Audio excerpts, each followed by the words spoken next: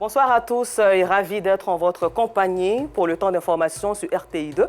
Au sommaire de l'actualité, dans une ambiance électrique depuis des mois, ils préparaient la tabaski et ils ont pris d'assaut les magasins de vente de Bazin afin d'avoir les plus beaux vêtements pour cette célébration.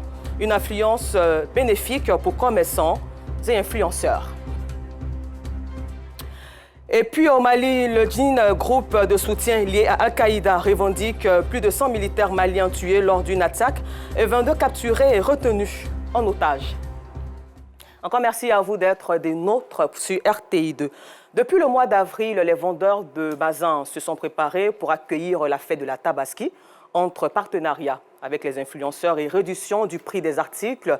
Tous les moyens sont mis en place pour attirer la clientèle.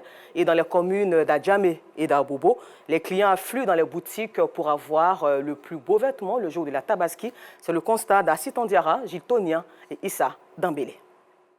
Pour booster leur chiffre d'affaires et se faire connaître davantage en cette période des fêtes des Tabaski, les vendeurs de Bazin ont une stratégie particulière, nouer des partenariats avec des visages connus sur les réseaux sociaux. Dans cette boutique dans la commune d'Adjamé, le choix des Kébé s'est porté sur Papa Dali et Will Boss, deux artistes réputés pour leur talent d'humoriste. C'est Papa Dali, Nello, Moussok Tebao, Bazin, venez seulement, c'est pour vous. À Bébé Talo. Ouais, les clients, forcément, les clients viennent. Si artiste au poulet là, c'est lui bosser là, forcément. On en profite de notre image pour pouvoir rassurer les clients qui viennent ici. Et aussi, on a notre stratégie comme suite, faire des vidéos comiques. Il a eu confiance en nous. On doit montrer à la population ivoirienne qu'il est en promotion. On fait en gros comme détail. Le prix, il y a pour 5 000, il y a pour 10 000. Même après fête, on a beaucoup de choses à faire. Avec Ali, avec Bibi Boss. On a beaucoup de promos, on va continuer toujours jusqu'à Maoulou. Grâce à cette collaboration, les clients ne se font pas prier pour faire des achats. En tout cas, le Québec, il a les jolis bazins et les qualités. Et moins cher, les prix sont abordables. Quand je paye avec lui, je m'en vais. Les clients, ils adorent. Au grand marché d'Abobo, Tilal, vendeur de Bazin, a opté pour cette même stratégie. Depuis le mois de mai, son magasin ne désemplit pas grâce à son partenariat avec Kisha Diara, l'une des influenceuses les plus populaires sur les réseaux sociaux. Venez acheter Bazin, Tilal, Bazin est là, la qualité.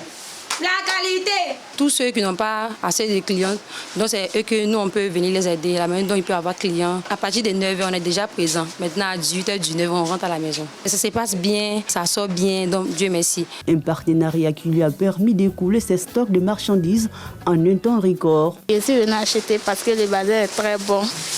Très bonne qualité, c'est moins cher aussi. Quand tu payes là, il n'y a pas de regret dedans. Le préparation de la Tabaski, ça se passe bien. On a tous sortes de qualités de bazins ici. On a des bazins riches et on a des perlages. Bon, cette année, on peut dire l'Alhamdoulilah, ça a bien donné. Contrairement à Kébé et Tilal, Bachili, lui aussi vendeur de bazin, a opté pour les réductions du coût de ses articles afin de permettre à toutes les classes sociales de s'offrir un vêtement de qualité le jour de la fête. On amène les meilleurs bazins du Mali. Les meilleurs de 10 000 passent à 5 000.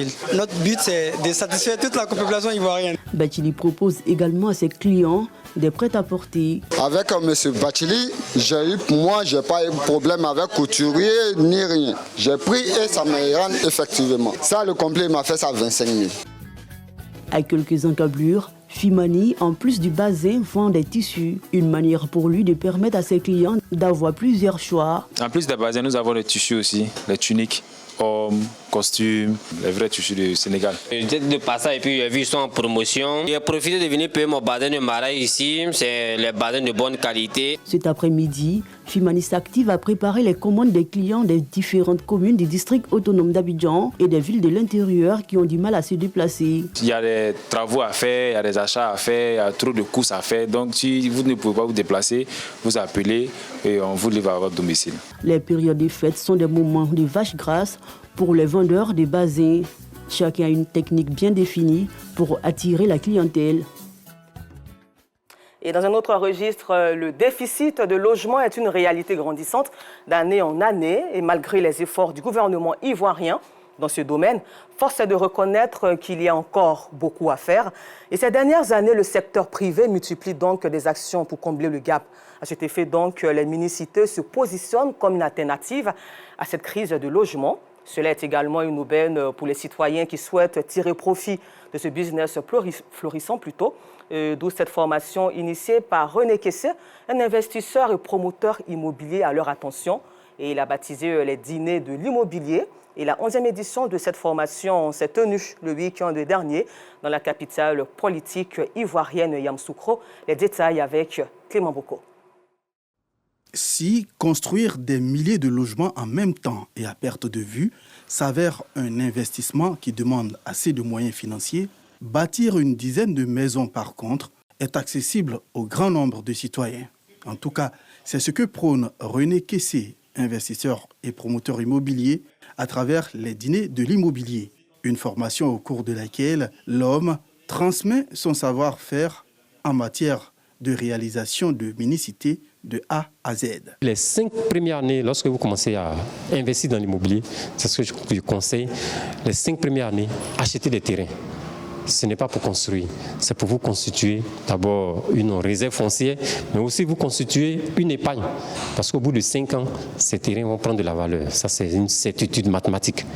Maintenant, au bout de 5 ans, vous vendez ces terrains et maintenant, vous commencez votre première mini-cité. Et à partir de là, maintenant, bon, c'est parti, quoi. Et pour la 11e édition, c'est la ville de Yamoussoukro qui abrite l'événement. Moment choisi également pour communiquer sur le schéma directeur de la ville qui observe un boom immobilier sans précédent. Nous avons des zones spécifiques à l'habitat, nous avons des zones spécifiques aux industriels, nous avons des zones spécifiques à l'administration politique. Nous avons aussi des zones d'activité économique. Et merci, le nouveau schéma directeur nous donne de pouvoir être doté d'une zone aéroportuaire de plus de 2000 hectares. En plus de connaître le schéma directeur de Yamoussoukro, un expert du foncier partage son expérience avec les participants. C'est possible de devenir propriétaire en Côte d'Ivoire sans se faire arnaquer, mais il faut savoir qu'il y a des règles et des procédures. Voilà. Quand vous, par exemple, vous achetez une voiture, si la personne ne vous présente pas une carte grise, par exemple en Côte d'Ivoire, ici, vous n'allez pas acheter la voiture. Voilà quoi. Pareil pour les terrains. Il y a des documents qui sont afférents donc au terrain.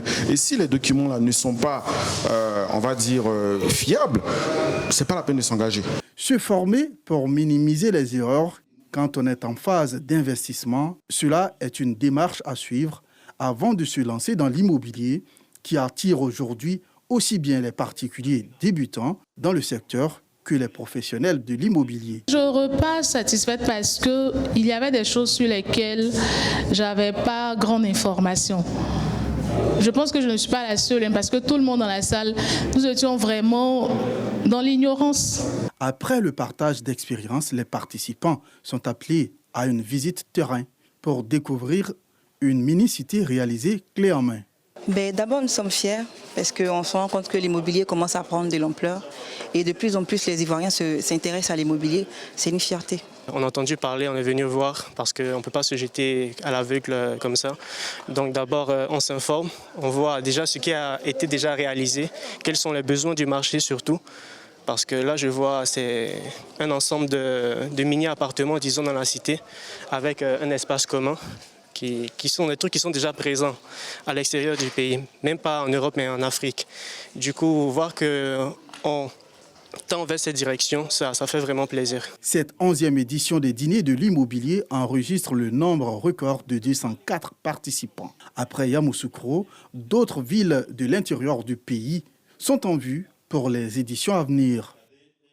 Et toujours en Côte d'Ivoire, quand l'humanité parle plus fort que les mots, après le terrible accident du 28 mai qui a coûté la vie à un chauffeur de taxi, laissant derrière lui une femme enceinte et 3 enfants, l'influenceur Hassan Ayek a lancé un appel à l'aide pour soutenir cette famille brisée après diffusion du reportage dans le journal de RTI2. Et grâce à cette belle initiative et à la mobilisation de nombreux cœurs généreux, un total de plus de 7 millions de nos francs CFA a été collecté. Une somme précieuse qui aidera donc cette jeune maman à faire face à la situation. Et RTI2 vous rassure qu'elle suit cette action jusqu'à la remise à la famille. Et l'ONG interafricaine pour la promotion de la santé et des droits humains a organisé le 3 mai à Issia une campagne de sensibilisation à la sécurité routière contre les IST, VIH, SIDA et les feux de brousse. Une activité en prélude aux travaux de réhabilitation de la voie Issia-Daloa à l'intention des populations des 9 villages du département d'Issia. Et c'est le commentaire d'Assistant Diarra. C'est la salle des fêtes de la mairie d'Issia qui a abrité la campagne de sensibilisation au respect des règles de sécurité routière contre les IST, le VIH-Sida et les feux de brousse. Une initiative de l'ONG interafricaine pour la promotion de la santé et des droits humains, PSDH, chargée du volet social du projet de réhabilitation de la voie Issia-Daloa, longue de 57 km, projet qui concerne les villages de Mimia 2, Frazidia, Bobregwe, Liga, Beza 2, Kokolagua, Brokwa, Korekipra et Ouangia. La route, chaque jour, endeuille des milliers de personnes à travers le monde entier. Donc il est important que ces populations puissent être sensibilisées. Donc nous invitons l'ensemble des propriétaires de véhicules, l'ensemble des chauffeurs à pouvoir faire leur vie technique auprès des structures conventionnées, d'éviter de prendre les boissons dangereuses pour dire qu'ils vont se booster pour pouvoir conduire sur de longues distances. Chauffeur, tu es fatigué, il faut t'arrêter. En matière de construction des voies, il y a des populations qui se déplacent. Aujourd'hui, au niveau d'Issia, nous sommes à peu près à 300 ouvriers qui sont venus à Issia. Donc, du fait de ce brassage de personnes, il est important de rappeler que le sida est dans la cité. Donc, il est important de rappeler aux gens les mesures à prendre. Une activité saluée par les populations des villages concernés, les autorités administratives. Au terme de cette sensibilisation, j'ai vu l'importance vraiment de rendre propres les carnivores parce que nous méprisons les dangers et pourtant les dangers sont directement liés à nous. Cette sensibilisation, ça nous va droit au cœur. Ensemble, tout l'ensemble des syndicats ici, cette base de sensibilisation, on va toujours continuer pour que nos jeunes frères, ils n'ont qu'à savoir se comporter. Parce que la route qui est venue là, c'est pour nos bien-être. On n'est pas fait pour venir se tuer. On a parlé de feux de brousse, on a parlé du VIH-Sida. Ce sont des réalités. Alors il ne faut pas venir nous donner une bonne route et puis accompagner de tous ces mots. C'est pour cela que nous apprécions cette séance de sensibilisation qui accompagne le projet pour nous mettre en garde, pour nous donner des informations afin que nous prenions des dispositions pour échapper à ces maux. Les participants à cette rencontre de sensibilisation ont par ailleurs été instruits sur les drainages des eaux et la gestion des ouvrages hydrauliques. Ailleurs dans le monde, au Mali, le groupe de soutien lié à Al-Qaïda a diffusé pendant la nuit de nouvelles images. Un nouveau bilan de l'attaque du camp militaire de Boulikessi survenu ce dimanche 1er juin dans la région de Douantza, dans le centre du pays. Le Djinin revendique plus de 100 militaires maliens tués lors de l'attaque et 22 capturés et retenus. L'armée et les autorités de transition malienne demeurent toujours silencieuses sur le nombre exact de soldats tombés au combat. Au Tchad, l'opposant Robert Gam, secrétaire général du Parti socialiste sans frontières, porté disparu depuis 8 mois, est réapparu cette nuit. Il avait succédé à Yaya Dilo, tué quelques mois avant au cours d'un assaut de l'armée. Selon ses proches, il a été relâché par ceux qui le détenaient, à savoir l'Agence nationale de sécurité de l'État. Et parce que la paix n'est pas un vain mot, mais un comportement à apprendre à tous. Retour ici en Côte d'Ivoire, où nous sommes en compagnie du chef suprême de la communauté Oué de Côte d'Ivoire, Dr Guy Monceau. Et avec lui, nous parlons de la contribution des chefs Oué au maintien de la paix. Bonsoir, chef. Bonsoir. Et merci Bonsoir. encore à vous d'être sur notre plateau. Merci aussi. Alors, chef, moi, je veux savoir pourquoi une telle initiative en ce moment précis? Oui, avant de répondre à votre question, je voudrais d'abord traduire les remerciements du peuple Oué, que j'ai l'honneur de diriger désormais à son Excellence, Monsieur le Président de la République, Alassane Ouattara, qui a fait de la chefferie traditionnelle une institution nationale à laquelle il a donc créé une chambre nationale des rois et chefs traditionnels. Et ça, c'est vraiment bien et ça donne du poids à la chefferie. Je voudrais aussi dire merci à la RTI qui nous donne l'occasion de nous adresser au peuple Oué et à toute la nation. Et pourquoi une telle initiative? En fait, vous savez que le pays Oué pendant toutes les crises qui se sont passées jusqu'à maintenant, il a été éprouvé chaque fois. Et il n'avait pas de leader, il n'y avait pas de chef. Chez nous, jusqu'à maintenant, jusqu'à ce que les chefs de canton me désignent comme chef suprême du peuple ouai, le plus grand chef, c'était le chef de canton. Et donc avec la chambre, la création de la chambre, il a fallu donc nous mettre à jour. Et donc les chefs de canton m'ont désigné comme chef suprême pour diriger le peuple ouai. En fait, pour les élections qui arrivent, il faut que les chefs s'impliquent. Octobre 2025. Octobre 2025, pour ne pas revenir encore, retrouver ce qui s'est passé il y a des années. Vous savez que toutes les crises se sont passées, crises politiques et autres. Je disais que le peuple il a toujours été éprouvé. Et donc, cette fois-ci, le peuple a un leader. Et donc, mon devoir, c'est qu'après mon investiture, de prendre mon bâton de pèlerin pour faire le tour des 8 départements, pour prôner la paix, pour informer donc la population, faire en sorte que désormais, toutes les élections qui vont venir, notamment l'élection présidentielle, faire en sorte qu'elles se déroulent dans la paix chez nous. Et ça, c'est un devoir.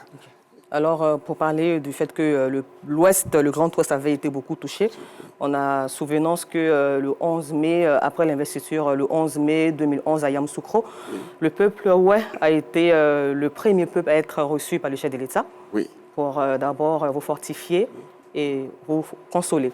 Alors, à cet effet, j'aimerais savoir, on dit que votre chefferie, il y aura une innovation dans votre démarche, innovation portée sur le développement.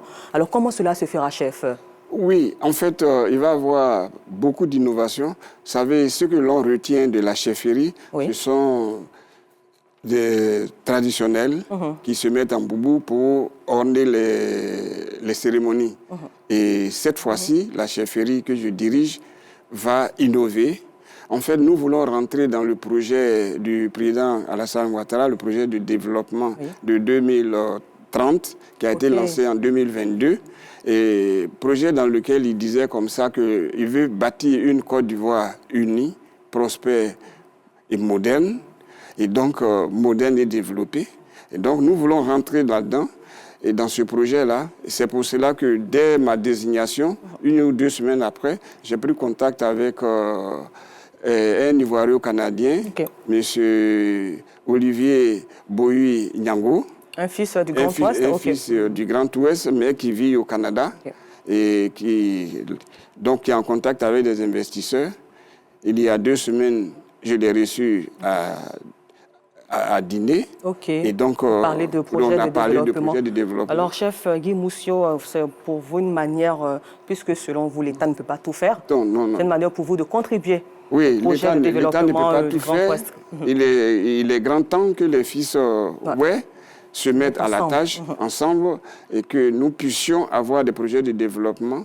Et je vous dis que le 28 de ce mois, nous serons à Guiglo. 28 juin. 28 juin, nous serons à Guiglo pour installer le conseil central et des Canadiens vont venir déjà pour voir prospecter le terrain, voir ce qu'ils pourraient bien faire avec nous.